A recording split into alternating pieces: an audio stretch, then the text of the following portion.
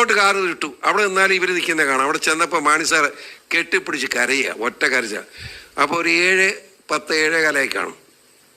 അങ്ങനെ വേദനയോട് പറഞ്ഞ് ഇപ്പോഴും എൻ്റെ ചങ്കി കിടന്ന് പിടയ്ക്കുക. ഒരു കട്ടൻ കാപ്പി എനിക്ക് കിട്ടിയിട്ടില്ല ഈ നിമിഷം വരെ. ഒന്ന് ആലോചിച്ച്. ഏതാ 52 കൊല്ലം MLA ആയി, 23 വർഷത്തിൽ കൂടുതൽ മന്ത്രിയായി, ഈ രാജ്യത്തിന് വികസനമായിട്ട് സേവനം ചെയ്ത ഒരു മനുഷ്യനെ വീട്ടിൽ കിട്ടിയ അനുഭവം ഒന്ന് ആലോചിക്കുക. എത്ര ദുഃഖകരമാണ്. ഞാൻ എൻ്റെ വായി വന്ന് അറിയാമല്ലോ നിങ്ങൾക്ക് എൻ്റെ സ്വഭാവം. അതെല്ലാം അങ്ങ്